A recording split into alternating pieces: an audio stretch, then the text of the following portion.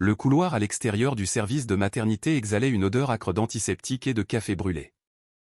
Nathalie se tenait immobile, le corps encore meurtri par l'accouchement, les bras désespérément vides pour la première fois depuis que l'infirmière avait emmené son fils nouveau-né pour des examens de routine.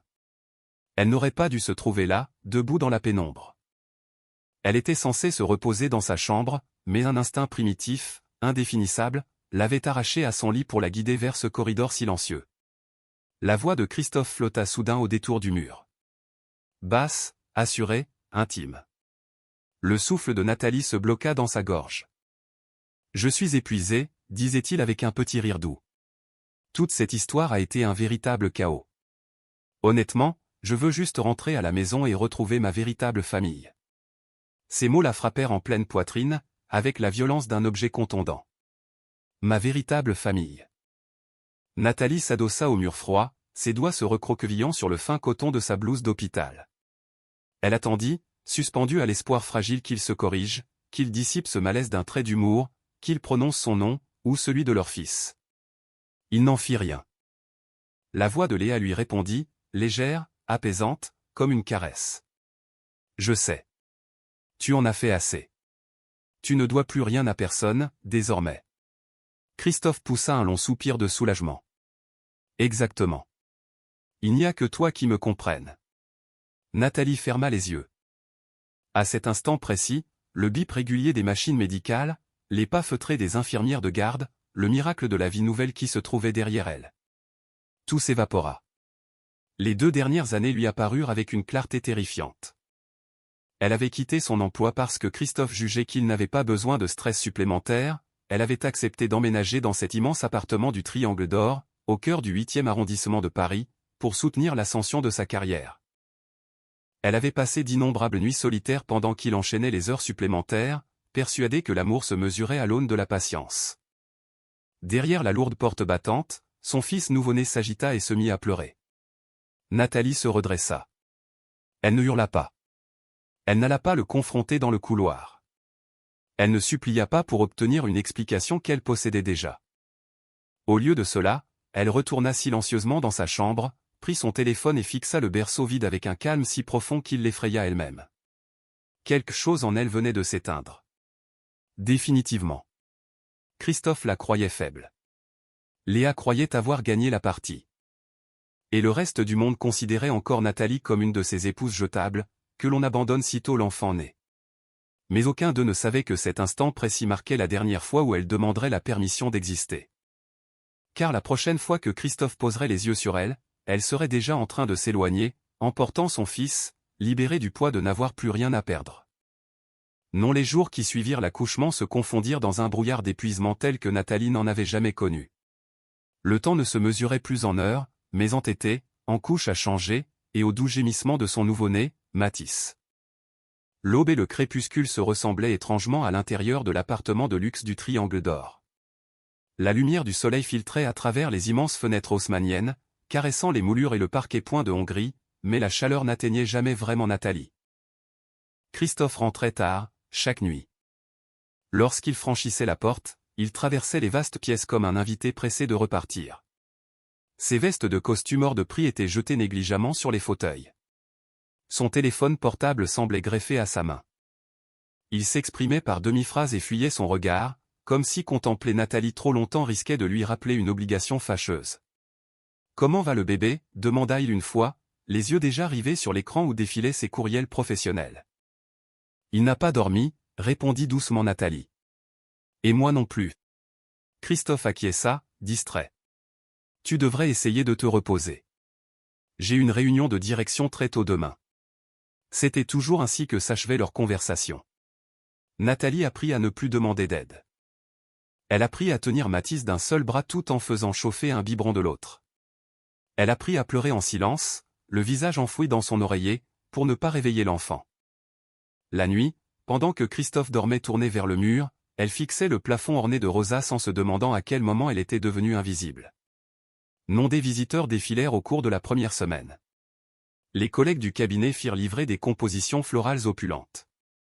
Léa envoya un somptueux panier garni, accompagné d'un mot d'une politesse exquise, « Toutes mes félicitations pour votre famille. » Nathalie contempla la carte aux lettres dorées pendant un long moment avant de la jeter à la poubelle.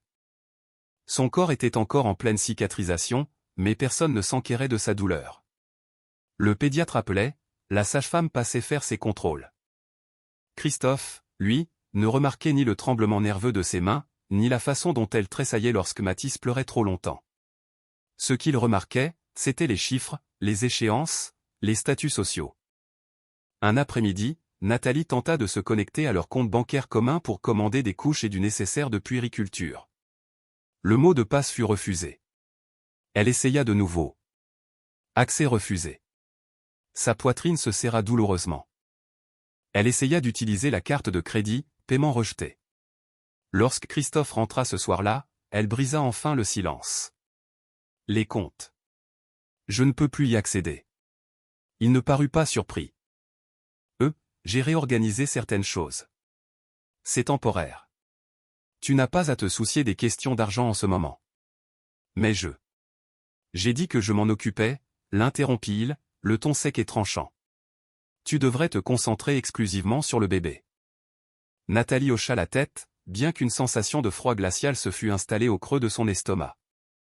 Cette nuit-là, en berçant Mathis près de la grande fenêtre, regardant palpiter les lumières de Paris et le phare de la tour Eiffel balayer le ciel nuageux, elle réalisa la vérité qu'elle fuyait depuis des semaines.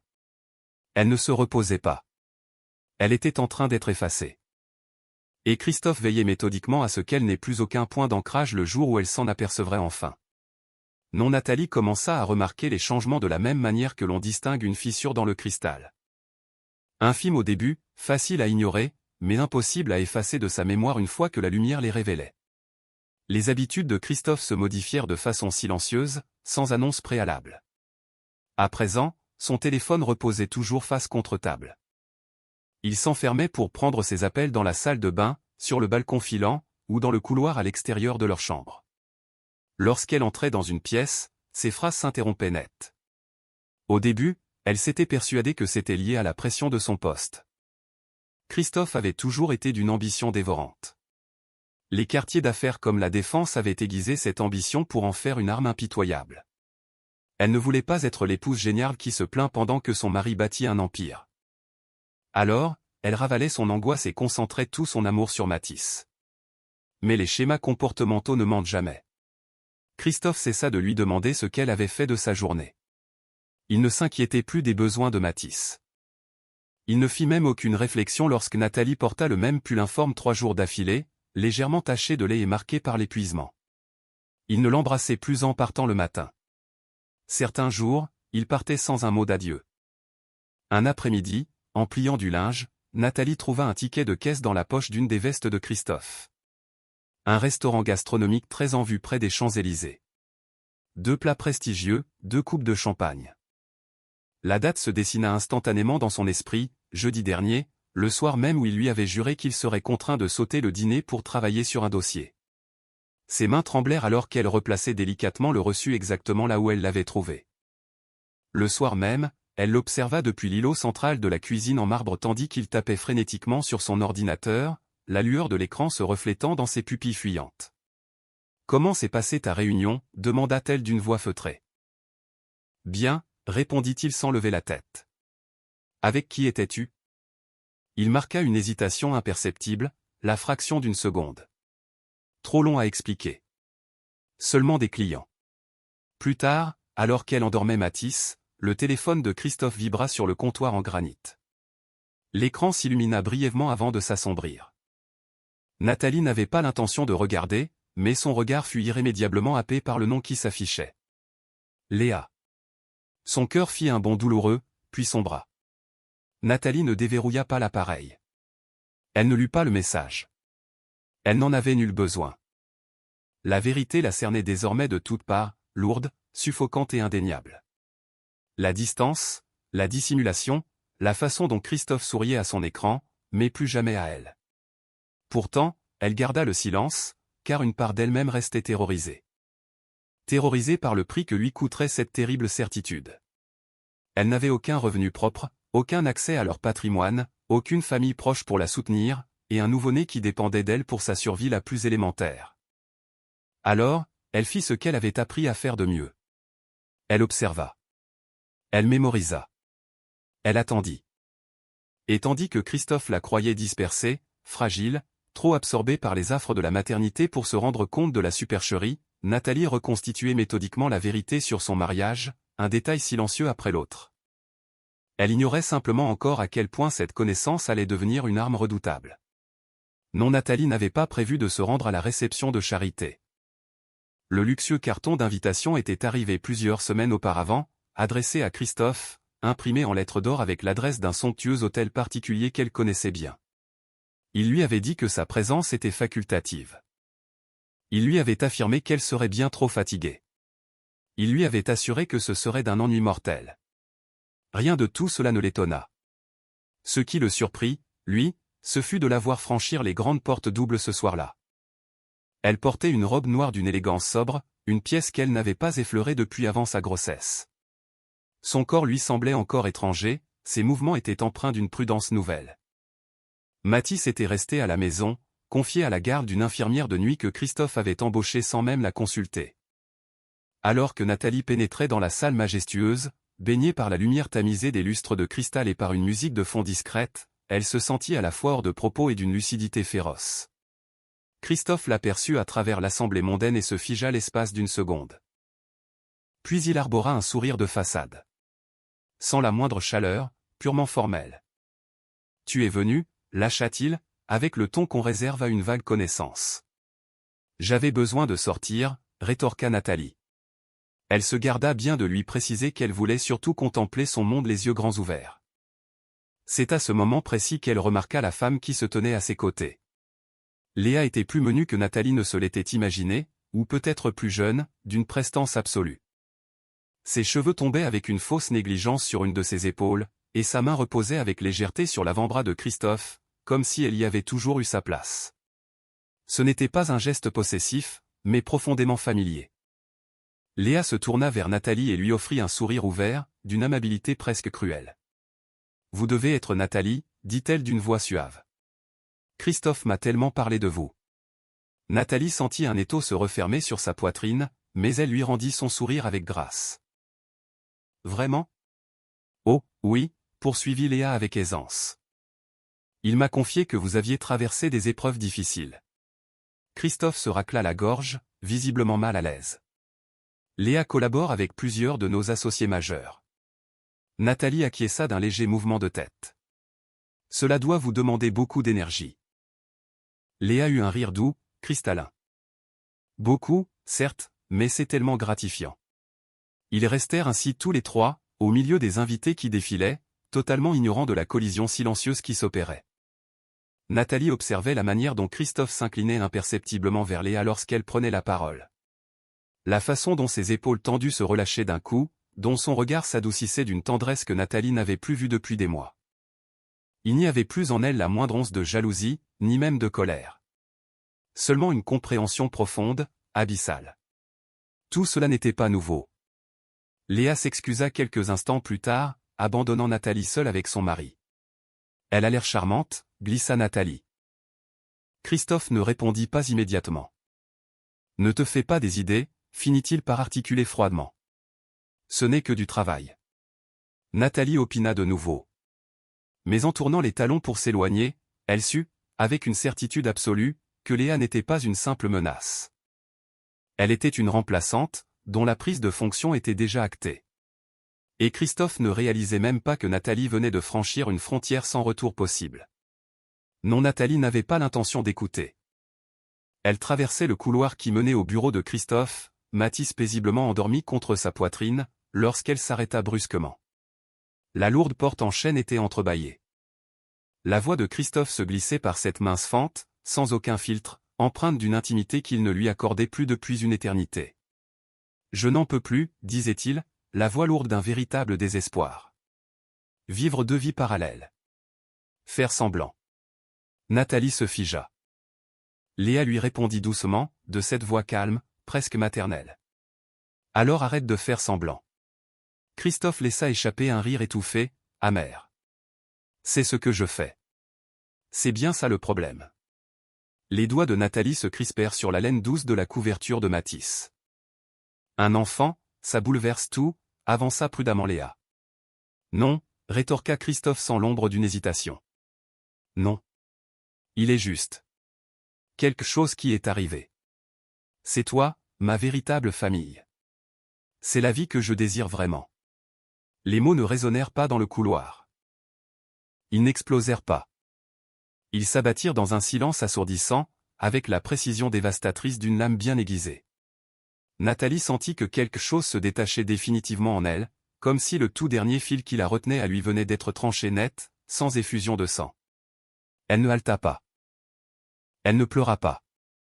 Son corps fut envahi par une étrange quiétude, son esprit s'éclaircissant d'une façon qu'elle n'avait plus connue depuis avant sa grossesse. Léa reprit la parole. Et pour Nathalie ? Christophe soupira, manifestement agacé. Elle s'en remettra. Elle a un instinct de survie exceptionnel. C'est son domaine d'expertise. C'est à cet instant que Nathalie tourna les talons. Elle regagna la chambre de l'enfant et déposa délicatement Mathis dans son berceau. Il remua un peu, puis retrouva le sommeil, totalement inconscient que le monde dans lequel il était né venait de s'effondrer et de se restructurer dans le temps d'une seule phrase. Nathalie observa la poitrine minuscule se soulever au rythme de sa respiration, régulière et pleine de confiance. Une détermination nouvelle, froide et inconnue, prit racine en elle. Elle ne chercha pas la confrontation ce soir-là. Elle ne fit pas de valise, ne proféra aucune menace, n'exigea aucune des explications qu'on lui devait. Au lieu de cela, elle ouvrit son ordinateur portable et commença à tout documenter. Les dates, les conversations clandestines, les mouvements financiers inexpliqués, les schémas récurrents qu'elle avait balayés d'un revers de main et qui, désormais, s'alignaient avec une limpidité brutale. Elle prit conscience de l'ampleur de ce qu'elle avait vu sans jamais vouloir le comprendre, de tout ce qu'elle avait offert sans jamais être estimée à sa juste valeur. Christophe vint se coucher très tard dans la nuit. Il ne l'effleura pas.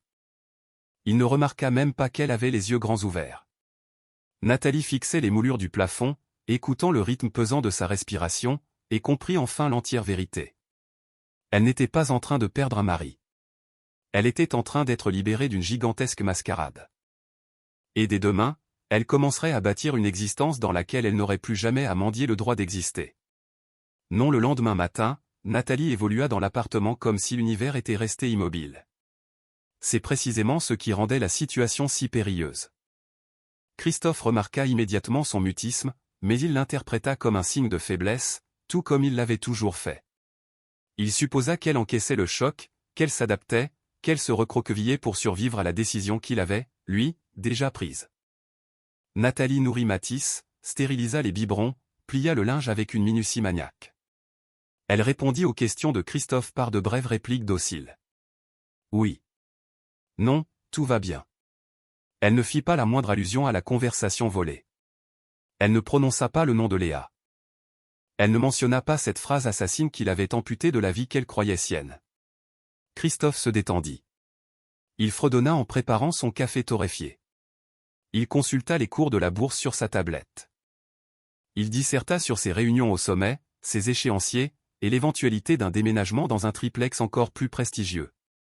Une fois que les choses se seront tassées, déclara-t-il, avec une désinvolture terrifiante, utilisant le « nous », comme si ce pronom avait encore le moindre sens. Nathalie hocha la tête aux moments opportuns. À l'intérieur, un mécanisme implacable s'était enclenché. Elle se mit à se réveiller bien avant l'aube, non pas rongée par l'angoisse, mais portée par une concentration absolue. Tandis que Mathis dormait contre son cœur, elle ouvrit un vieux carnet qu'elle n'avait pas touché depuis des années et se mit à écrire. Pas ses émotions. Les faits. Les dates exactes où Christophe n'était pas rentré. Les heures précises où les comptes avaient été modifiés, les messages qu'elle avait mémorisés mot pour mot. Elle avait une confiance aveugle en sa propre mémoire. Elle avait toujours été d'une précision redoutable. C'était simplement qu'elle n'en avait jamais eu un tel besoin auparavant. Elle finit par dénicher le vieux disque dur externe enfoui au fond d'un tiroir, celui que Christophe lui avait un jour demandé de conserver en lieu sûr, au cas où. Ce boîtier contenait toutes les archives des dossiers stratégiques d'il y a des années, à l'époque où elle l'aidait dans l'ombre à structurer ses rapports, à assainir des bases de données complexes, à déceler des failles qu'il ne voyait pas. Il la qualifiait de génie à cette époque. Il avait viscéralement besoin d'elle. Aujourd'hui, il ne daignait même plus la regarder. Christophe prenait son flegme pour de la résignation. Un soir, debout dans l'encadrement de la porte, il alla même jusqu'à la remercier. « J'apprécie que tu ne rendes pas les choses plus compliquées qu'elles ne doivent l'être, » dit-il. Nathalie leva les yeux vers lui et lui offrit un sourire imperceptible. Il était à des années-lumière de soupçonner que ce silence n'avait rien d'une capitulation. C'était la préparation minutieuse d'un siège. Léa lui envoyait des messages en continu désormais. Nathalie voyait l'écran s'illuminer, voyait Christophe le retourner face contre table par réflexe. Cela ne brûlait plus. La douleur avait déjà accompli son œuvre purificatrice. Ne restait plus que l'implacable lucidité. Ce soir-là, Nathalie se tint près de la fenêtre, Matisse dans les bras, la splendeur de Paris s'étalant sous leurs pieds. La capitale semblait égale à elle-même, arrogante, indifférente, peuplée d'individus persuadés de leur propre importance. Christophe se croyait le maître du jeu. Il était convaincu que Nathalie n'avait nulle part où fuir. Ce qu'il ignorait, c'est que l'instant le plus dangereux dans l'histoire d'une femme n'est jamais celui où elle pleure, supplie ou tempête. C'est l'instant où elle fait silence et commence à compter. Non, 2 semaines plus tard, Christophe changea de stratégie. Nathalie s'en aperçut à la façon dont son ton s'adoucit subitement, à cette sollicitude de façade qui n'avait jamais existé auparavant. Il s'enquit de son sommeil.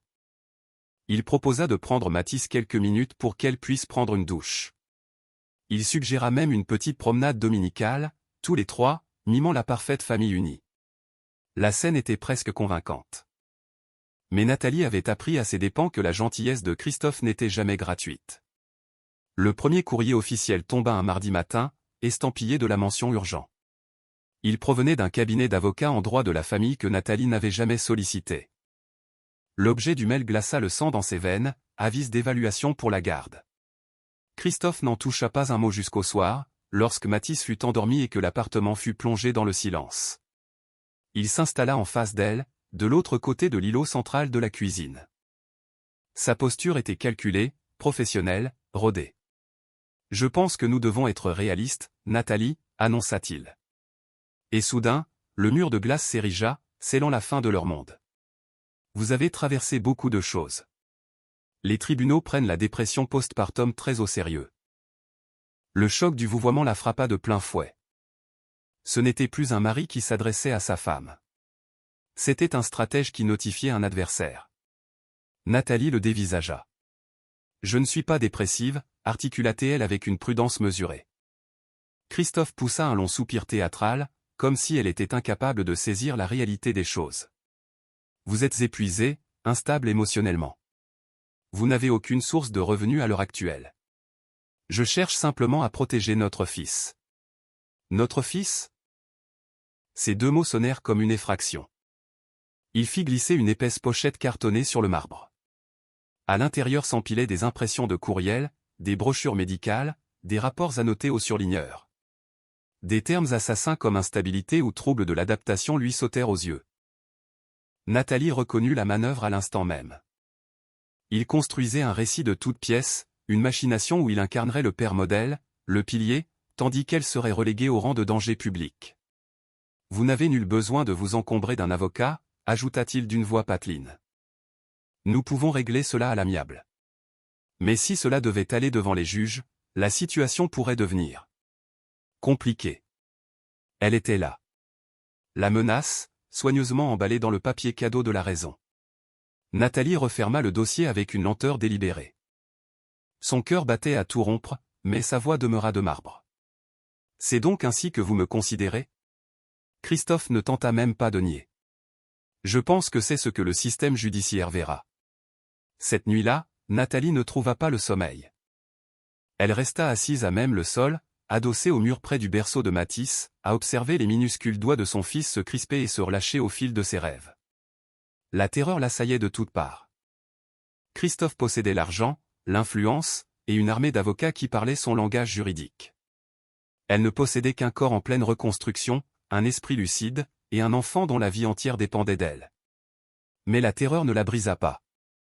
Elle l'affûta. À l'aube, Nathalie avait pris une résolution que Christophe n'aurait jamais pu anticiper. Elle ne se défendrait pas sur le terrain miné des émotions. Elle allait le démanteler méthodiquement, fait après fait. Et pour la première fois depuis cette fameuse phrase volée dans le couloir, Nathalie s'autorisa une pensée d'une clarté absolue, solide comme le roc. Si Christophe exigeait une guerre de pouvoir et de manipulation, elle veillerait à ce que la vérité ressuscite tout ce qu'il espérait tant l'avoir oublié. Non, Christophe n'éleva même pas la voix lorsqu'il lui ordonna de partir. Il n'en éprouvait pas le besoin. Il expédia la sentence avec la même froideur administrative qu'il appliquait désormais à chaque PAN de son existence. C'était un vendredi soir, juste après le crépuscule, alors que l'élégance de Paris s'illuminait à travers les immenses baies vitrées, donnant l'illusion que le monde tournait rond. Je crois qu'un peu d'espace nous ferait le plus grand bien, décréta Théil, se tenant près de la porte d'entrée, son inévitable téléphone à la main. Pour le bien de tous. Nathalie, assise sur le canapé en velours avec Mathis endormi sur sa poitrine, releva lentement la tête. « Que voulez-vous dire par espace » demanda-t-elle, reprenant à son compte ce vouvoiement mortifère. Christophe soupira, l'agacement déjà palpable. « Vous devriez loger ailleurs quelque temps. Je prendrai les frais à ma charge. Cela fera meilleure impression si vous ne semblez pas déborder ici. » La voilà de nouveau. Cette rhétorique calme, raisonnable, et profondément destructrice. « C'est chez moi » murmura Nathalie. Le visage de Christophe se ferma, impitoyable. « Légalement, c'est chez moi. » Il lui tendit une petite enveloppe de papier Kraft. À l'intérieur, elle trouva une carte de paiement prépayée et une liste imprimée de locations meublées de courte durée. Pas l'ombre d'une excuse, pas la moindre explication pour leur fils. De la pure logistique. « Vous pourrez revenir récupérer le reste de vos affaires plus tard » ajouta-t-il. « Je n'ai aucune envie que la situation dégénère. » Nathalie se leva avec précaution, son corps la faisant encore souffrir alors qu'elle ajustait la position de Mathis dans ses bras. Ce luxueux appartement résonnait différemment à présent. C'était devenu une chambre d'hôtel où elle s'était attardée bien trop longtemps. Elle balaya du regard le mobilier qu'elle avait elle-même choisi, les photographies qu'elle avait fait encadrer, cette vie entière qu'elle avait méticuleusement ordonnée autour des ambitions démesurées de Christophe. Il fuyait son regard. Elle n'emporta que ce qu'elle pouvait porter. Un sac à langer, une petite valise à roulettes, et le doudou préféré de Mathis. Christophe la regardait depuis l'encadrement de la porte, les bras croisés, consultant ses courriels entre deux œillades, l'esprit déjà happé par d'autres sphères. Sur le palier, Nathalie marqua un temps d'arrêt. « Vous commettez une grave erreur. » Christophe eut un petit rire narquois. « Vous me remercierez un jour. » La descente dans l'ascenseur aux boiseries vernies lui parut interminable. Nathalie serrait Mathis contre elle, s'enivrant de son odeur chaude et familière, trouvant son ancrage alors que la cabine dégringolait les étages. Lorsque les portes s'ouvrirent sur le hall de marbre, le concierge en uniforme jeta un bref coup d'œil à ses bagages avant de détourner les yeux, conditionné à ignorer les drames de la bourgeoisie. Dehors, la ville l'engloutit tout entière. L'air était mordant. Les taxis filaient à toute allure. Des éclats de rire fusaient sur les trottoirs parisiens. Nathalie resta immobile un instant, perdue, avant de raffermir sa prise et de se mettre en marche. Cette nuit-là, Nathalie disparut corps et bien du monde sous contrôle de Christophe. Il était persuadé de l'avoir écartée avec mansuétude. Il ne se doutait pas un instant qu'il venait de lui offrir l'arme absolue dont elle avait besoin, de la distance, du silence, et des preuves. Et tandis qu'il dormait à poing fermé dans ce vaste appartement dont il revendiquait la propriété absolue, Nathalie marchait vers l'inconnu avec son fils, ne portant rien d'autre que sa propre résolution. Elle ne reviendrait jamais plus la même femme. Non, dès le lundi matin, Christophe comprit que la machine s'était enrayée. Nathalie n'avait pas appelé. Elle n'avait envoyé aucun message. Elle n'avait pas réclamé un centime, ne s'était plainte de rien, n'avait pas exigé de revenir pour prendre d'autres affaires. La carte prépayée qu'il lui avait glissée avec condescendance affichait un solde intact. Aucun des contacts d'agences de location n'avait été sollicité. Pour une femme qu'il estimait incapable de survivre sans sa tutelle, ce silence assourdissant devenait franchement angoissant. Il visionna les bandes de vidéosurveillance de l'immeuble. Rien. Il contacta l'infirmière de nuit. Elle avait démissionné sereinement, arguant que « Madame ne semblait pas du tout désorientée, seulement fatiguée ». Cette réponse ne lui convenait pas du tout. Christophe passa lui-même en voiture devant deux des adresses qu'il avait suggérées, s'attendant presque à y voir Nathalie se débattre avec la poussette sur le trottoir, prête à implorer son pardon. Elle n'y était pas. Il se persuada qu'elle faisait du théâtre, qu'elle finirait par se calmer, et que le mur de la réalité la forcerait à plier. Mais au troisième jour, l'irritation céda la place à une véritable inquiétude. Ses courriels restaient lettres mortes. Son téléphone basculait instantanément sur messagerie. Le cloud partagé ne montrait plus la moindre activité. Nathalie s'était volatilisée avec une netteté chirurgicale, comme effacée de la carte. Et pour la toute première fois de sa vie, Christophe sentit un nœud d'angoisse inconnu lui broyer les entrailles. La perte totale de contrôle. Il convoqua son avocat en urgence. Elle séquestre l'enfant, cracha-t-il. L'avocat, prudent, hésita. A-t-elle cherché à vous joindre, de quelque manière que ce soit? Non. Dans ce cas, nous devons avancer avec la plus grande prudence, avertit l'homme de loi. Une absence volontaire n'est pas équivalente à de la négligence. Christophe raccrocha avec rage. Pendant ce temps, Nathalie était assise dans une paisible maison des Calanques, près de Cassis, face à l'immensité de la Méditerranée. Elle avait déniché ce modeste refuge à des centaines de kilomètres de là, sous son nom de jeune fille. L'endroit était simple, immaculé, parfaitement anonyme. Mathis dormait dans un petit lit parapluie près de la fenêtre ouverte, le clapotis régulier des vagues ayant remplacé les sirènes hurlantes et le vacarme de Paris. Pour la première fois depuis la naissance, Nathalie parvint à dormir plus de 2 heures d'affilée. Elle ne publia rien sur les réseaux sociaux. Elle ne donna de nouvelles à personne. Elle n'utilisa que de l'argent liquide, des adresses électroniques chiffrées, et un très vieil ordinateur qu'elle n'avait jamais eu la naïveté de synchroniser avec l'écosystème de Christophe. Chaque matin, elle marchait avec Mathis le long des falaises de calcaire blanc, respirant l'air chargé de sel et d'essence de pin, sentant son esprit se purger et sa respiration trouver son rythme naturel. Elle ne se cachait pas. Elle se réinitialisait. Au 4e jour, Christophe reçut enfin un message. Non pas de Nathalie, mais du directeur de la conformité du cabinet de la Défense, exigeant une entrevue. L'objet du mail était d'une neutralité désarmante, une simple formalité de routine. Pourtant, le timing provoqua en lui une violente nausée. Nathalie, de son côté, referma l'écran de son ordinateur après avoir expédié un courriel minutieusement rédigé à un certain Olivier. Elle plongea son regard dans les eaux turquoises de la mer, Mathis bien au chaud contre elle, et s'autorisa un infime, un très dangereux sourire. Christophe était convaincu que l'absence était une preuve de faiblesse. Il allait très vite découvrir quelle était l'essence même de la stratégie. Non, Christophe prit place autour de l'immense table en verre au 42e étage de la tour First. Ses doigts étaient croisés, sa mâchoire contractée à l'extrême. La salle du conseil offrait un panorama majestueux sur le quartier d'affaires de la Défense et les toits de Paris au loin, un spectacle dont il se délectait habituellement. Aujourd'hui, la skyline tout entière semblait n'être qu'un vaste public attendant d'assister à sa chute. Face à lui se tenaient 2 individus qu'il n'aurait jamais cru voir associés, la directrice de la conformité du cabinet et un auditeur externe mandaté. Ce n'est qu'une procédure standard, déclara la directrice d'une voix placide. Une simple vérification de routine.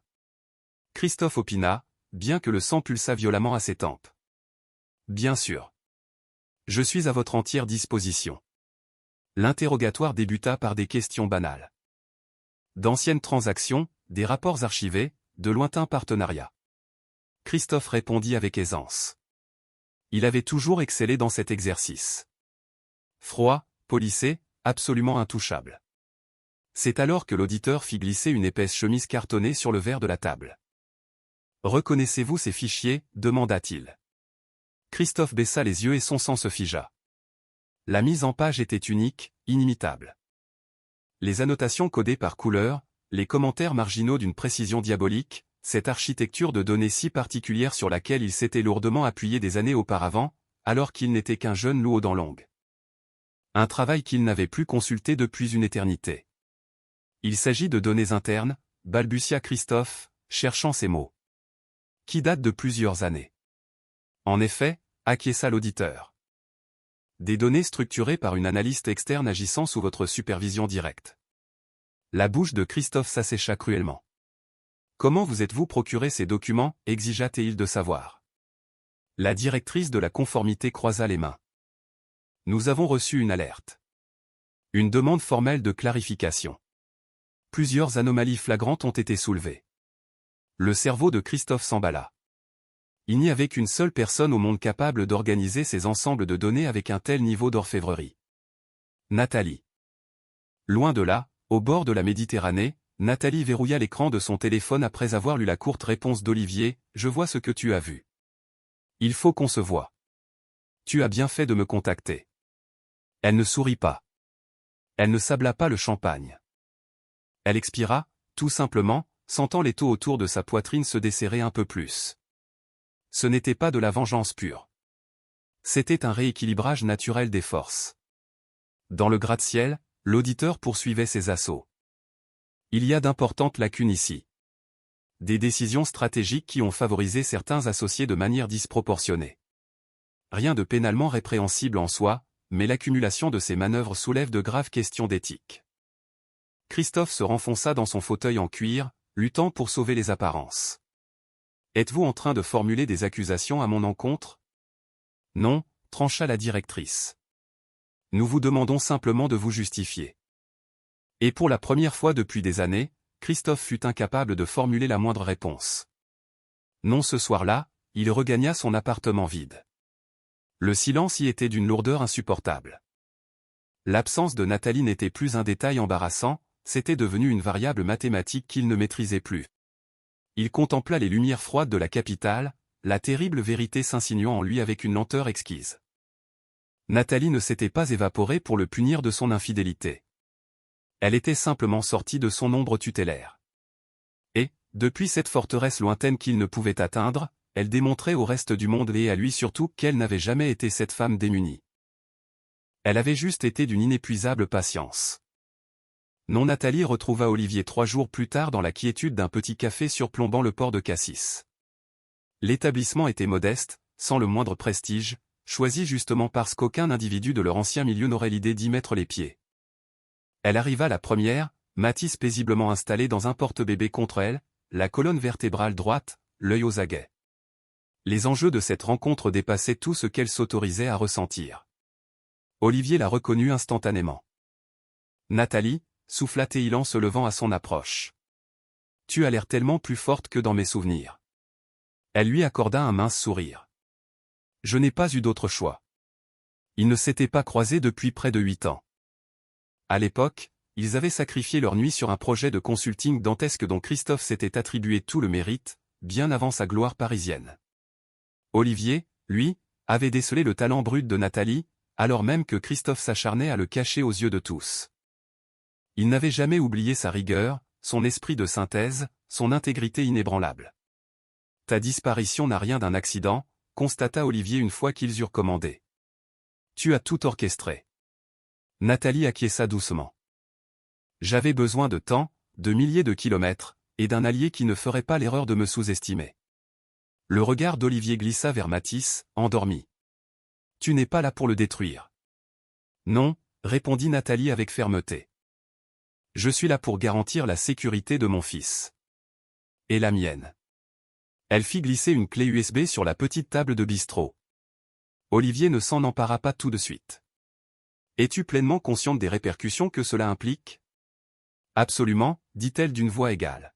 « C'est précisément pour cela que j'ai attendu le bon moment. » Les données contenues dans cette clé n'étaient pas suffisantes pour le faire incarcérer. Nathalie le savait pertinemment. Mais croisée avec la position actuelle de Christophe, au moment même où il subissait un audit interne, elle dessinait un schéma implacable. Des agissements, non pas illégaux, mais suffisamment douteux pour gangrener la confiance de ses pairs. Assez pour enrayer son ascension. Assez pour obliger la hiérarchie à fouiller plus loin.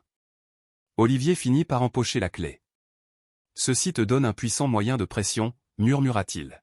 « Mais ce n'est pas une victoire finale. »« C'est tout ce que je réclame, » rétorqua Nathalie. « Un espace vital pour me tenir debout. » Ils discutèrent pendant plus d'1 heure.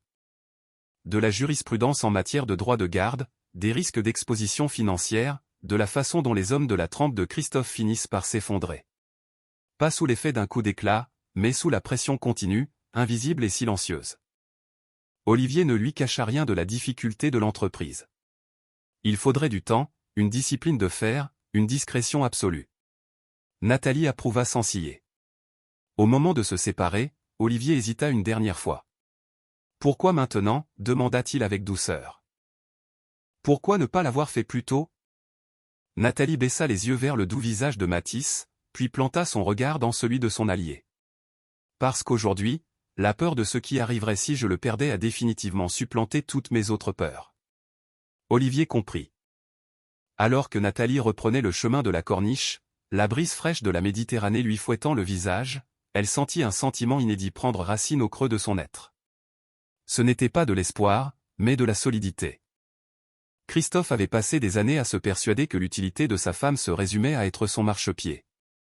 Désormais, dépouillée de la vérité et libérée de son emprise, elle se muait en une force infiniment plus dévastatrice, une femme qui n'attendait plus l'autorisation de personne. Et cette fois-ci, elle ne marchait plus seule.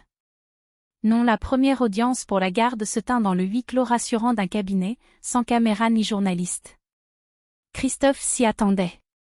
La confidentialité avait toujours été son arme maîtresse.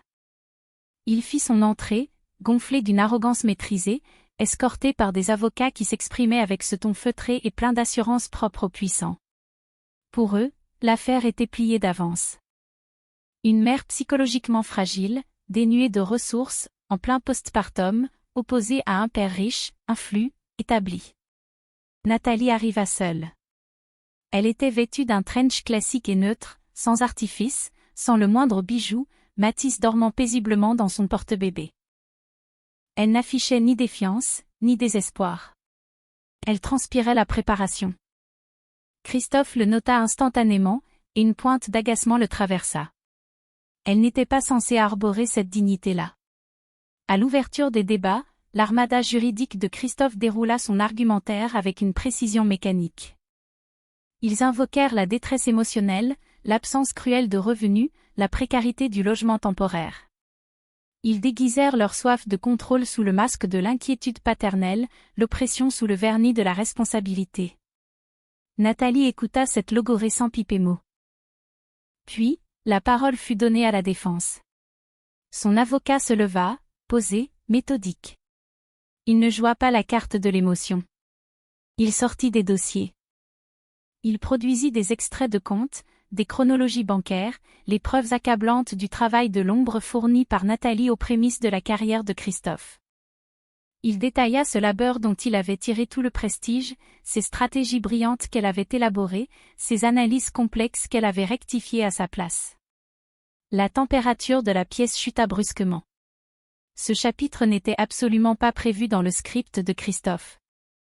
L'avocat poursuivit d'une voix implacable, « Mon avocate n'a pas abandonné la stabilité du foyer conjugal ?» Monsieur le juge. Elle en a été brutalement expulsée. Elle n'a pas organisé de fuite rocambolesque. Elle a agi en urgence absolue pour extraire son enfant d'un environnement caractérisé par la manipulation toxique et le contrôle coercitif. Christophe se crispa violemment. Puis survint l'estocade, celle qu'il n'aurait jamais imaginée. L'avocat mentionna très subtilement l'audit interne qui secouait actuellement le cabinet de la défense. Il ne s'agissait pas de porter d'accusation pénale, mais simplement d'apporter un élément de contexte.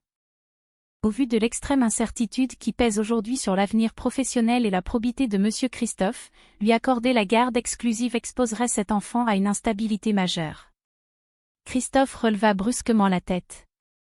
Nathalie plongea son regard dans le sien pour la toute première fois.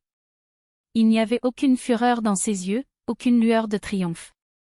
Seulement une certitude de granit.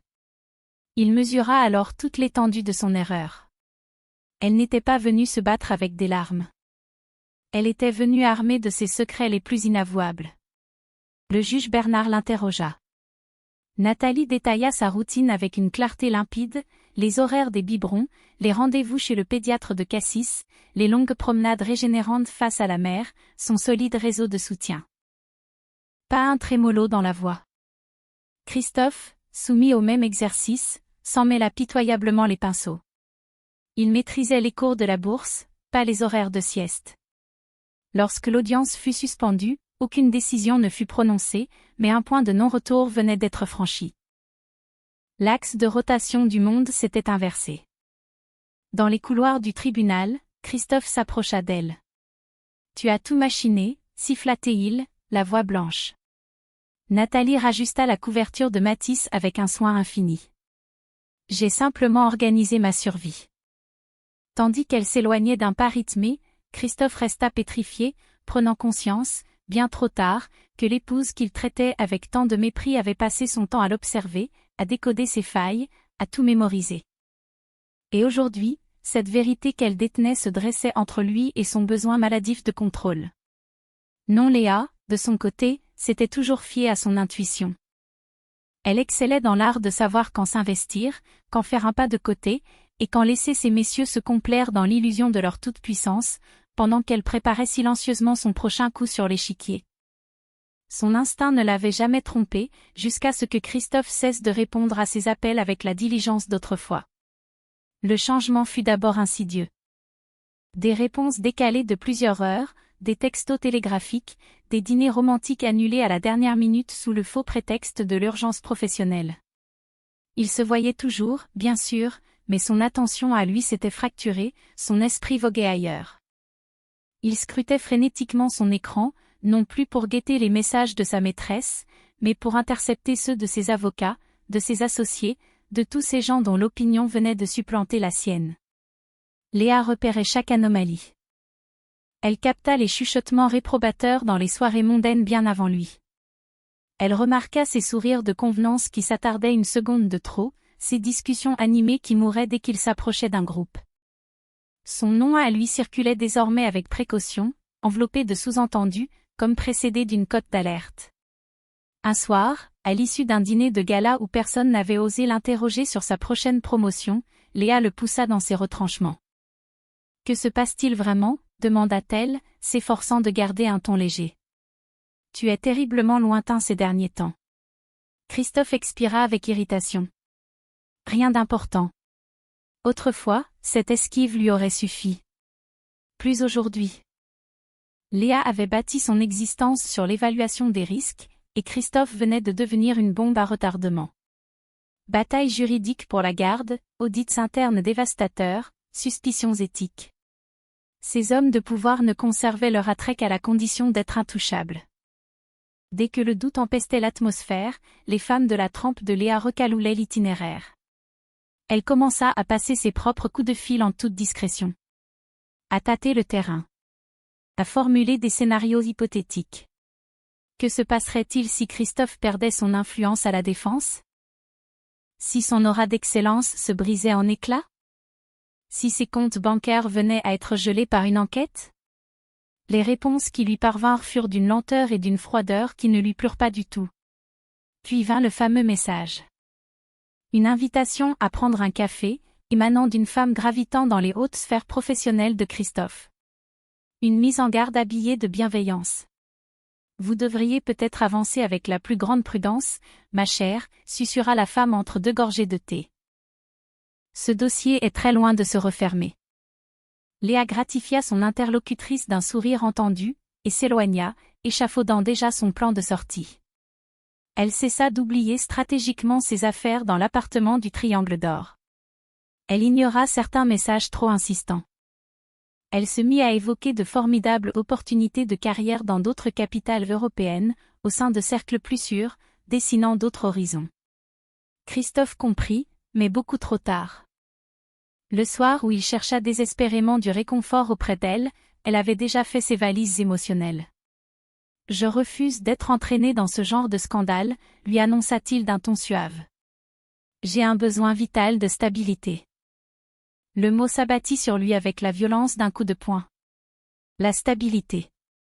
C'était très exactement ce que Nathalie lui réclamait. Léa plia bagage sans cri, sans larmes, sans éclat de voix, dénuée de toute loyauté. Elle se contenta de créer du vide, de l'absence. Et pour la première fois de son existence, Christophe fit l'amère expérience de l'abandon. Non pas parce qu'il s'était montré cruel, mais parce qu'il n'avait plus la moindre utilité pour personne. De l'autre côté de la France, Nathalie se promenait le long de la corniche avec Mathis, totalement ignorante de la seconde exacte où Léa s'était volatilisée. Elle n'avait pas besoin de le savoir. La machine de la vérité était lancée à pleine vitesse, et elle broyait les obstacles sans que Nathalie n'ait besoin de lever le petit doigt. Non, la pression ne le submergea pas d'un seul coup. Elle s'infiltra, vicieuse, à travers de minuscules détails que Christophe ne pouvait repousser d'un revers de main. Les grands rendez-vous stratégiques furent reportés Sindai. Les invitations au cocktail mondain se raréfièrent. Son nom commença à disparaître des boucles de courriel, remplacé par des formules aseptisées telles que en attente d'audit ou décision transitoire. L'assurance qu'il arborait autrefois comme une armure de chevalier commença à se craqueler sous le poids intolérable de l'incertitude. Au sein de la Tour First, on l'observait désormais comme un animal malade. Les collaborateurs qui avaient coutume de traîner dans l'embrasure de son bureau trouvaient soudainement des prétextes pour s'éclipser. Les jeunes associés ne sollicitaient plus son avis. Même son assistante personnelle se mit à planifier ses réunions avec un ton compatissant, comme pour le préparer à un désastre imminent. Christophe s'obstinait à croire que l'orage passerait. Mais le venin du doute est la substance la plus contagieuse qui soit. Lors de la deuxième audience, l'atmosphère de la salle d'audience se fit encore plus lourde. Le juge Bernard délaissa Nathalie pour cribler Christophe de questions incisives. Sur son emploi du temps labyrinthique, sur ses déplacements constants, sur ses réelles disponibilités, sur l'inexistence de son réseau de soutien. Ces mêmes arguments qui impressionnaient jadis les conseils d'administration sonnaient d'un vide pathétique dans une cour censée statuer sur l'intérêt supérieur d'un nourrisson. Christophe ressentit le gouffre s'ouvrir sous ses pieds. Une destitution de pouvoir, lente mais inexorable. Dans la salle des pas perdus, il agrippa le bras de son avocat. Pourquoi ai-je la désagréable sensation que nous sommes en train de perdre pied? L'homme en robe noire hésita longuement. Parce que le pouvoir financier ne compense pas le manque de crédibilité, monsieur, finit-il par articuler prudemment. Et pour l'instant, c'est madame qui en détient le monopole. En rentrant chez lui ce soir-là, Christophe perçut un autre silence, plus sourd encore. Léa n'avait pas donné signe de vie. L'étagère de la salle de bain qu'elle s'était doucement appropriée au fil des mois était d'une propreté clinique, comme si elle n'avait été qu'un fantôme. Il s'attarda sur le seuil, la rage le consumant un instant avant de retomber en cendres glacées. Il se servit un verre de whisky hors d'âge qu'il laissa intact sur la table basse. À l'autre bout du pays, Nathalie était attablée dans sa petite cuisine provençale, Mathis assoupi non loin. Des documents étaient impeccablement rangés devant elle. Aucune arme secrète, aucune manigance sordide. Seulement l'organisation rigoureuse d'une nouvelle existence. Elle avançait pas à pas, vérifiait chaque clause, rédigeait ses courriels professionnels, posant les fondations de son futur. Sans précipitation, sans affolement. Pour la première fois depuis des années, elle ne subissait plus l'action. Elle écrivait le scénario. Christophe, lui, passait des nuits blanches à fixer le plafond.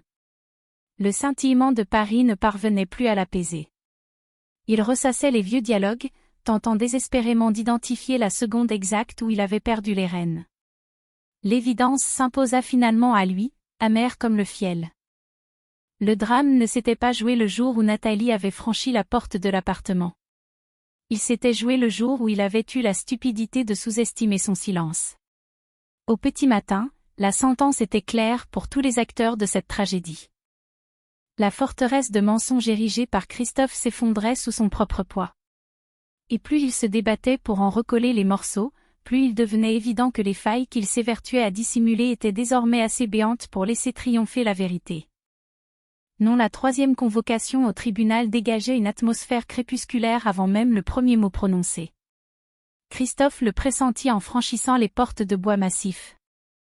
L'air était plus dense, plus solennel, comme si les vénérables murs du palais de justice connaissaient déjà l'issue de la pièce et avaient ajusté leur sévérité en conséquence. Il prit place aux côtés de son conseil, le buste raide, les traits figés, mais le vertige l'avait déjà saisi de l'intérieur. Nathalie arriva quelques instants après lui. Elle ne daigna pas lui accorder un regard. Elle n'en ressentait plus le besoin.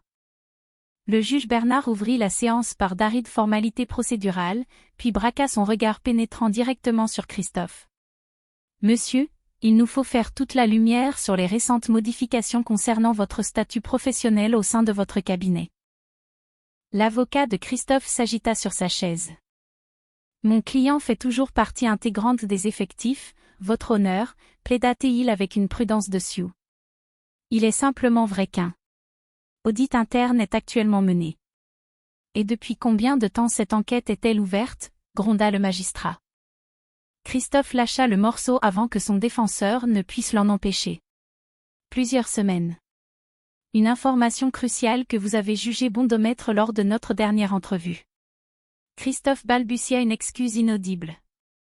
Ce silence fautif dura moins d'une seconde, mais il résonna plus fort que les aveux les plus complets. Le juge Bernard noircit son carnet. Le conseil de Nathalie n'enfonça pas le clou. La manœuvre était inutile. À la place, il se contenta de glisser au dossier de nouvelles pièces justificatives, des courriels accablants prouvant la mise à l'écart de Christophe, un planning de vol chamboulé illustrant son immense précarité logistique, et des attestations sur l'honneur certifiant l'excellente intégration de Nathalie dans sa nouvelle vie dans le Sud. Christophe contempla le naufrage, sidéré par le peu de théâtralité qu'il requérait. Aucun hurlement, aucune diatribe vengeresse. Rien que des preuves factuelles. Lorsque Nathalie fut appelée à la barre, elle se leva avec une dignité souveraine. Elle raconta l'écoulement tranquille de ses journées avec Mathis. L'heure des repas, les consultations chez le pédiatre, les promenades apaisantes près du port de Cassis. Elle ne se posa pas en victime sacrificielle. Elle ne fit pas l'étalage des trahisons subies. Elle ne parla que de constance, d'amour et de présence. Le contraste entre les deux parents était foudroyant. Lorsque la parole revint à Christophe, il tenta une dernière manœuvre pour reprendre le contrôle du navire. « Je suis parfaitement capable d'assumer financièrement, cracha-t-il, la voix chevrotante. Je l'ai toujours fait. » Le juge Bernard planta ses yeux dans les siens, impitoyable. « Monsieur, ce tribunal n'a pas pour mission d'évaluer l'épaisseur de votre portefeuille. Ce tribunal évalue votre fiabilité. » Ce mot-là s'enfonça comme un poignard dans le sternum de Christophe. Lorsque l'audience fut levée, l'issue ne faisait plus l'ombre d'un doute, bien que le délibéré ne fût pas encore rendu. Le centre de gravité venait de basculer définitivement, et Christophe ne foulait plus la terre ferme. Dans le couloir bruyant, son avocat l'attira à l'écart. « Préparez-vous psychologiquement à n'obtenir qu'un droit de visite extrêmement restreint, murmura-t-il. Et je vous conseille vivement de cesser de la prendre de haut. » Christophe fut incapable d'émettre le moindre son. Sur le parking du tribunal, Nathalie installa Mathis dans son siège auto, les gestes assurés. Elle ne sourit pas. Le soulagement ne l'inonda pas. Mais pour la toute première fois de sa vie, elle perçut un phénomène physique incontestable, le sol ne vacillait plus sous ses pieds. Et cet homme, qui s'arrogeait autrefois le droit divin de quantifier sa valeur, découvrait enfin à quelle vitesse foudroyante l'illusion du pouvoir se désintègre lorsque la vérité refuse de s'y soumettre. Non, la chute de Christophe ne s'accompagna d'aucun gros titre vengeur dans la presse économique ni d'aucune humiliation publique retentissante. Elle s'opéra en silence, à la manière des véritables condamnations. Les appels restèrent lettres mortes. Les déjeuners d'affaires se métamorphosèrent en de froids courriels de refus. Puis les courriels finirent par s'éteindre. À la fin de cette semaine-là, son badge magnétique de la défense cessa soudainement d'ouvrir les portes de l'étage de direction. Il voulut s'en convaincre, ce n'était qu'un dysfonctionnement temporaire. Sauf que les dysfonctionnements temporaires ne sont généralement pas assortis de mémos de confidentialité étouffants et d'avertissements protocolaires expédiés par la direction des ressources humaines. Chez lui, l'appartement transpirait le vide absolu. Léa avait disparu de la circulation. Elle n'avait pas laissé le moindre mot de rupture, rien que des placards désespérément béants et le vague sillage d'un parfum capiteux qui n'évoquait plus que le ridicule de la situation. Christophe errait d'une pièce à l'autre comme une âme en peine, réalisant, bien trop tard, l'étourdissante quantité de vacarme dont il avait dû combler son existence pour échapper à sa propre vacuité. Le coup de grâce fut asséné un jeudi en fin d'après-midi, par téléphone. Compte tenu des résultats des audits toujours en cours, déclara l'associé gérant d'une voix neutre et coupante, nous sommes au regret de vous placer en congé sabbatique prolongé. Ne le prenez pas comme une sanction. Il s'agit d'une simple mesure de précaution. Christophe s'agrippa au rebord en granit du plan de travail. Vous êtes en train de me suspendre purement et simplement. L'homme éluda poliment. Disons que nous mettons vos fonctions en pause. En pause ? Ce mot le brûla au fer rouge. Ce soir-là, Christophe se versa un nouveau verre d'alcool fort et contempla la skyline de Paris qu'il s'était imaginé posséder. Son téléphone se mit à vibrer. Il ne s'agissait d'aucun mot de réconfort, mais d'une brève notification de son cabinet d'avocat. L'ordonnance de placement provisoire venait de tomber. Il l'ouvrit, les mains tremblantes. Garde physique principale accordée à Madame Nathalie. Droit de visite paternelle soumis à supervision stricte, dans l'attente des conclusions de l'enquête. Christophe s'effondra sur son canapé. À des centaines de kilomètres de là, Nathalie reçut le même courriel pendant qu'elle faisait chauffer le biberon du soir. Elle parcourut le document une seule fois, posa le téléphone sur la table de la cuisine et reporta toute son attention sur Mathis. L'enfant gazouillait doucement, totalement ignorant qu'une ligne de démarcation venait d'être tracée, une frontière infranchissable. Nathalie n'éclata pas de joie. Elle ne s'effondra pas en larmes. Elle se sentit juste ancrée, invincible. Christophe tenta de la joindre dans la nuit. Il tomba sur la messagerie vocale. Il réitéra le lendemain matin, encore et encore. Chaque appel rejeté érodait un peu plus sa chimérique conviction d'avoir encore son mot à dire dans la vie de cette femme. Pour la première fois, il prit toute la mesure du désastre. Il n'avait pas seulement perdu son épouse. Il avait perdu son impérium, ses privilèges, et l'éblouissant mythe qu'il s'était construit sur lui-même. Pendant ce temps, Nathalie pliait du linge dans la clarté éclatante de sa modeste cuisine, baignée par le soleil du midi, Mathis assoupie à portée de regard. Le monde ne s'était pas métamorphosé en un conte de fées, mais il avait gagné en probité. Et la probité, elle l'apprenait jour après jour, était une arme infiniment plus redoutable que le contrôle n'avait jamais prétendu l'être. La déchéance de Christophe ne prêtait pas à la dramaturgie. Elle était tout simplement irrévocable. Et il ne restait plus âme qui vive pour amortir sa chute. Non, le jugement définitif fixant les modalités de garde parvint par une matinée paisible, dans l'absence totale de solennité. Pas de coup de téléphone larmoyant, pas d'esclandre sous les ors du tribunal. Une simple notification qui illumina l'écran du smartphone de Nathalie alors qu'elle savourait son café matinal. Mathis riait aux éclats sur ses genoux, et les rayons du soleil provençal dessinaient des ombres chaudes sur le carrelage. Elle relut le texte avec une attention minutieuse. Garde physique et légale exclusive attribuée à Madame Nathalie. L'intégralité des prérogatives liées à la santé, la résidence et l'éducation de l'enfant sont confiées à la mère. Droit de visite de Monsieur Christophe restreint, exercé en milieu encadré, et soumis à une réévaluation ultérieure. Nathalie laissa échapper un long soupir. Ses mains étaient d'une fixité absolue. Ses genoux ne se dérobèrent pas. Cet instant décisif paraissait presque irréel par l'immense sérénité qui l'enveloppait, comme si son corps tout entier avait métabolisé la sentence bien avant que les mots ne s'affichent devant ses yeux. Elle baissa la tête vers Mathis.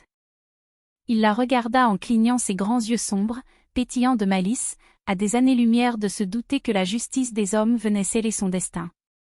Nathalie pressa doucement son front contre le sien, scellant une promesse silencieuse.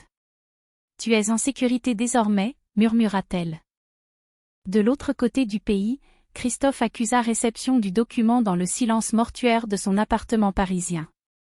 Il le lut debout au milieu du salon, puis se laissa choir dans son fauteuil design alors que le couperet de la réalité s'abattait sur lui. Il n'y aurait plus de négociation. Plus d'ajournement possible. C'était la sentence finale. Il tenta désespérément de joindre son avocat.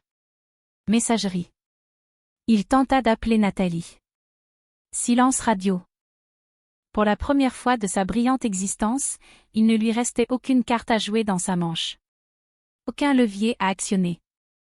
Le système dont il espérait qu'il légitimerait sa domination avait rendu son verdict, et il ne plaidait pas en sa faveur. Les yeux de Christophe restèrent rivés sur l'expression visite en milieu encadré, qui lui brûlait la rétine. Il était officiellement devenu une menace aux yeux de la loi. Nathalie consacra le reste de sa journée à des tâches de la plus grande banalité. Elle nettoya les biberons. Elle répondit au dernier courriel d'Olivier par de courtes phrases polies. Elle partit se promener avec Mathis le long de la mer, le vent salé balayant son visage avec bienveillance. Les promeneurs qu'elle croisait ignoraient les tempêtes qu'elle avait dû traverser pour en arriver là.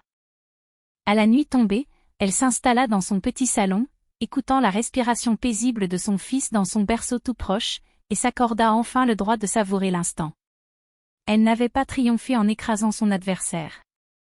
Elle avait triomphé par sa résilience.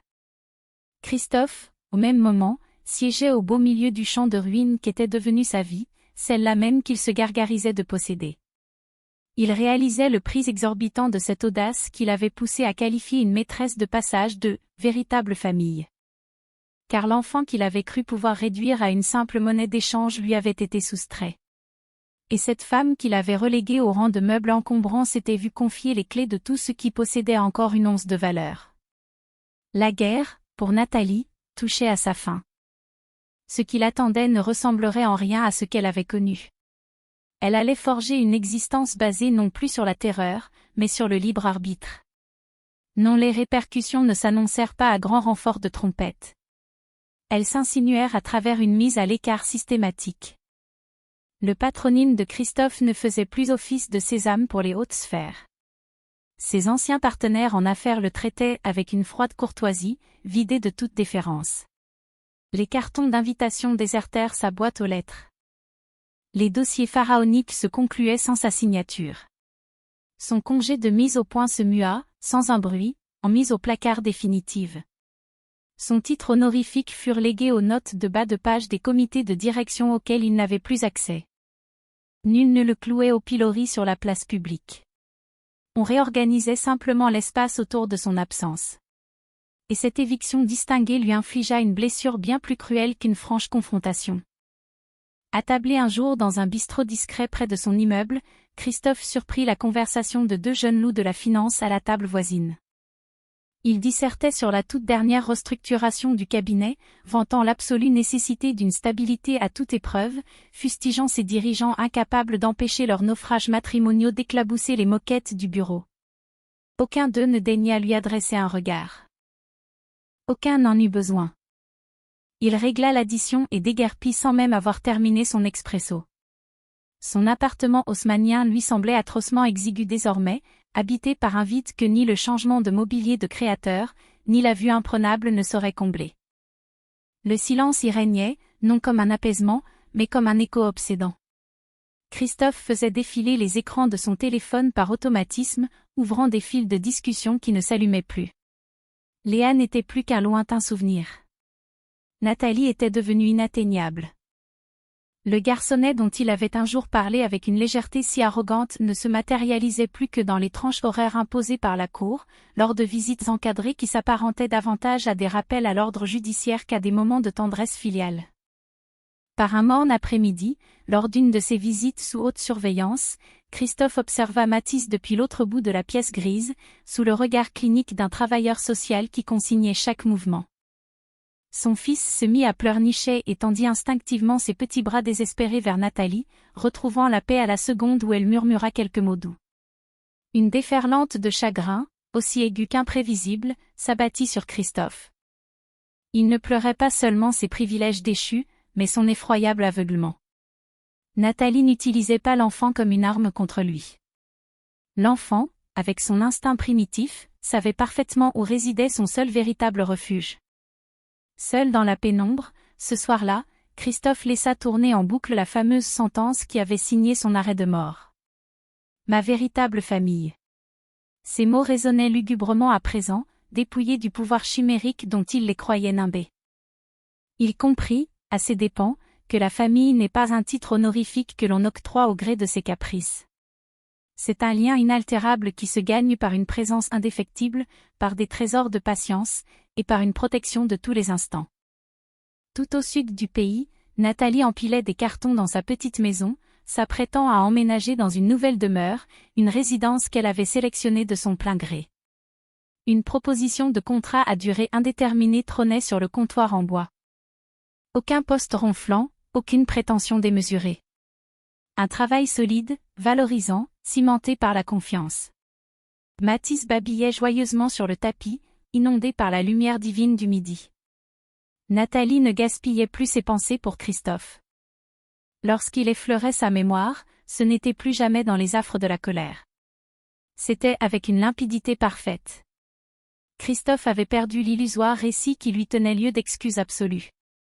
Il avait perdu le pouvoir de régenter l'existence d'autrui, et le privilège inouï d'être cru sur parole. Le châtiment n'avait rien d'un drame grec. Il était d'une banalité terrifiante. Il avait récolté exactement ce qu'il avait semé, la distance, l'indifférence, et cette lente et cruelle prise de conscience que certaines destructions sont irréversibles. Et cette fois-ci, il ne trouverait aucune femme dévouée pour venir le sauver des répercussions désastreuses de ses propres choix. Non, Nathalie n'éprouva pas cette griserie de la victoire que le cinéma hollywoodien promet à ses héroïnes.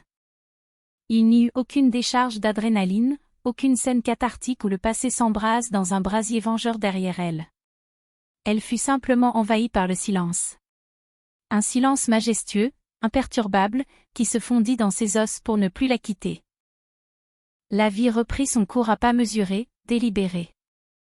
Elle parapha son nouveau contrat de travail après une ultime consultation avec Olivier, lequel lui enjoignit d'éplucher rigoureusement la moindre clause pour sanctuariser son emploi du temps, de la même manière qu'elle sanctuarisait dorénavant sa quiétude d'esprit. Ces nouvelles fonctions faisaient appel à ses compétences analytiques, elles étaient concrètes, rationnelles.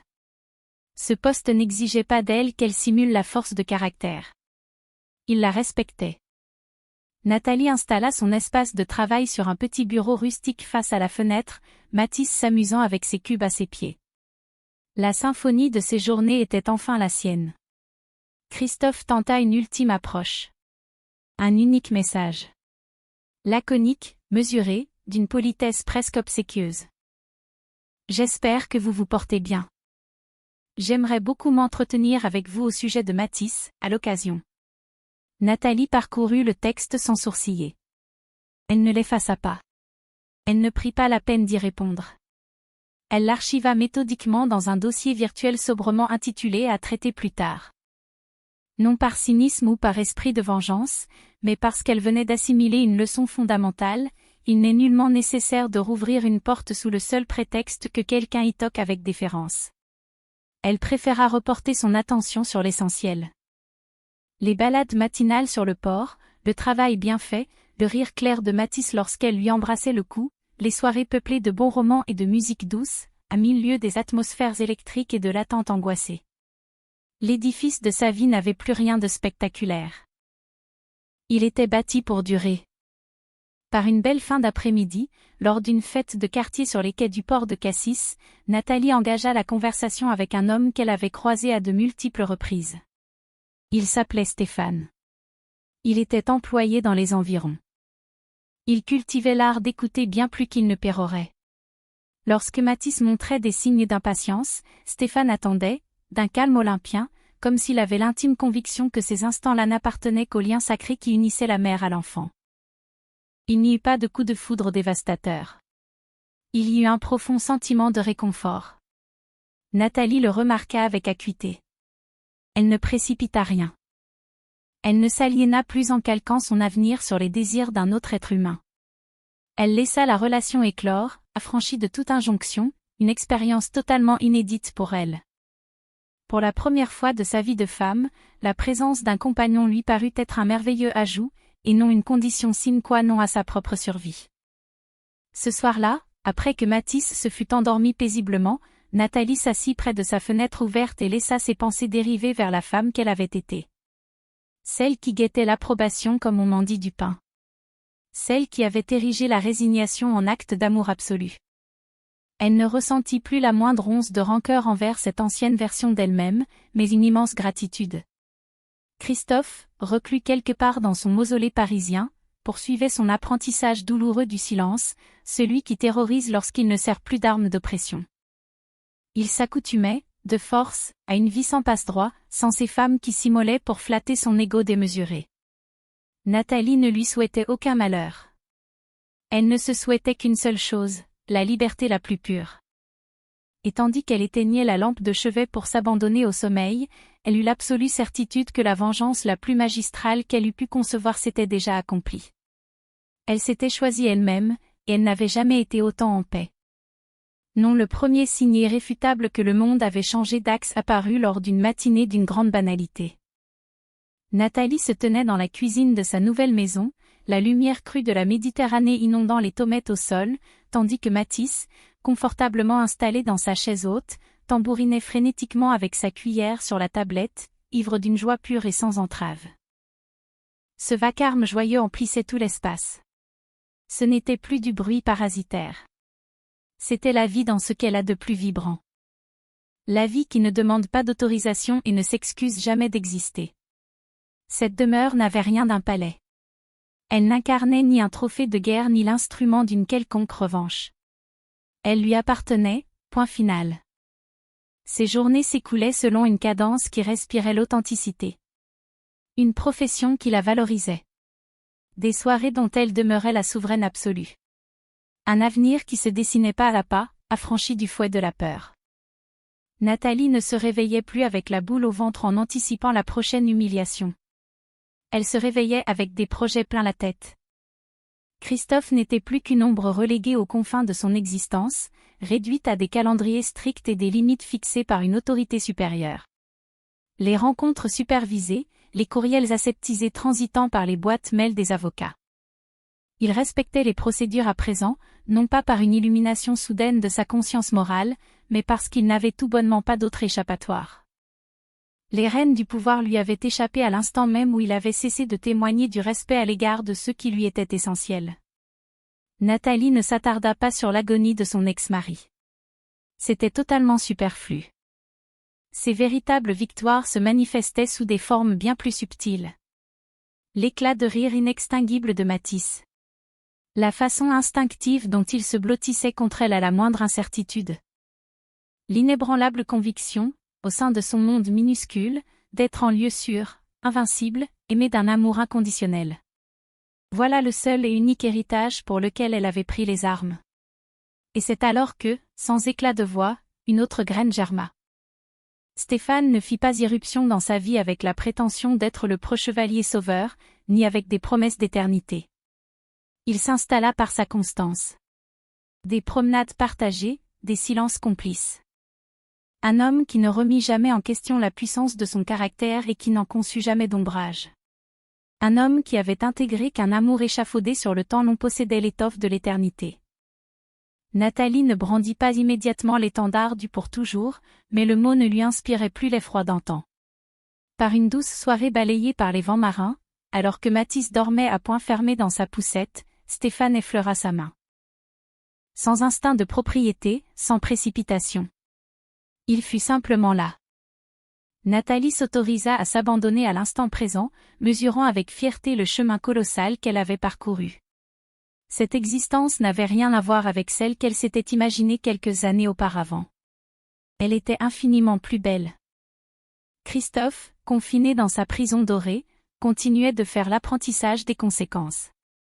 Sa carrière avait été rabotée de toute son arrogance, sa réputation taillée en pièces, et il devrait un jour faire face à un fils qui serait parfaitement en âge de comprendre qui avait été un père, et qui avait déserté la reine. Nathalie n'avait plus besoin de le voir souffrir. Le glaive de la justice avait tranché avec une précision d'orfèvre. Elle avançait vers l'horizon, portant avec elle l'unique trésor qui vaille, la chair de sa chair, sa propre dignité restaurée, et un destin sculpté par la force de ses propres choix, loin des affres de la simple survie. La femme effrayée qui, jadis, se tenait pétrifiée dans un couloir d'hôpital en écoutant les fondations de son univers se désintégrer, n'existait plus. À sa place se tenait une femme métamorphosée, une femme libre. Et cette fois-ci, elle ne partait pas en exil. Elle rentrait enfin chez elle. Non, c'est ici que s'achève notre récit. Et si vous m'accordez encore votre attention à cet instant précis, je souhaiterais marquer une courte pause pour m'adresser directement à vous. Car si vous êtes toujours là, il est fort probable qu'un PAN de cette histoire ait fait vibrer quelque chose en vous, de manière intime et sincère. Peut-être avez-vous perçu un reflet de votre propre âme dans le personnage de Nathalie. Peut-être avez-vous reconnu cet instant où vous vous êtes attardé trop longtemps, où vous avez nourri des espoirs chimériques, ou attendu, en vain, que quelqu'un d'autre daigne vous choisir. Ce que ce récit nous enseigne est d'une grande simplicité, mais d'une immense complexité à mettre en œuvre. Nous n'avons aucune emprise sur la manière dont les autres nous traitent, mais nous conservons en tout temps le pouvoir inaliénable de choisir notre réponse. Le philosophe stoïcien Marc Aurèle a écrit un jour, « Tu as pouvoir sur ton esprit, non sur les événements extérieurs.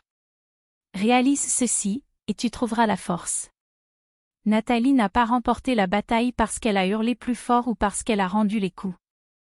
Elle a triomphé parce qu'elle a repris la maîtrise absolue de son esprit, de sa dignité, et de son irréfragable pouvoir de décision. Le processus de guérison n'emprunte pas toujours les chemins de la tragédie grecque. Parfois, il revêt les atours du silence le plus complet. Parfois, il se manifeste par le simple fait de tourner les talons. Parfois, il réside dans l'édification d'une vie empreinte de sérénité sur les ruines du chaos. Et cette forme de guérison est incontestablement la plus authentique. Si ce récit a résonné au plus profond de vous, s'il vous a poussé, ne serait-ce qu'un infime instant, à reconsidérer votre propre existence, je vous invite chaleureusement à aimer cette vidéo, à la partager avec une personne qui pourrait en avoir besoin, et à vous abonner à notre chaîne. Votre précieux soutien nous offre la possibilité de continuer à tisser des récits qui ne se contentent pas de distraire, mais qui ont le pouvoir de réparer. Merci du fond du cœur d'être resté avec nous jusqu'au point final. Vous avez infiniment plus de valeur que vous ne l'imaginez. Non, cette œuvre est une pure fiction, créée à des fins de narration et de réflexion introspective. Bien que les événements, la psychologie des personnages et les situations décrites puissent paraître d'un réalisme saisissant et faire écho à des situations bien réelles, ils ne sont en aucun cas calqués sur des individus existants ou sur des dossiers judiciaires avérés. Toute ressemblance avec des personnes vivantes ou décédées, ou avec des situations factuelles, serait le fruit du plus grand des hasards. La trame narrative a été ciselée dans l'unique but d'explorer, sous le prisme du drame littéraire, des thématiques universelles telles que la dynamique familiale, le développement personnel, la responsabilité de ses actes et le long chemin vers la résilience émotionnelle, et ne prétend aucunement se substituer à la vérité des faits ni prodiguer de quelconque conseil d'ordre juridique. Il est primordial que les spectateurs gardent à l'esprit que les jugements en matière de garde d'enfants, les délibérations légales et les tragédies personnelles diffèrent fondamentalement dans la réalité et restent soumis aux législations spécifiques et aux nuances de chaque cas. Ce contenu a pour seule ambition de susciter la réflexion, d'éveiller l'empathie et d'ouvrir le dialogue, sans jamais travestir la vérité factuelle. Nous vous remercions infiniment de votre écoute bienveillante, de votre ouverture d'esprit, et d'avoir appréhendé ce récit pour ce qu'il est profondément, une œuvre de pure création littéraire et non un documentaire ancré dans le réel.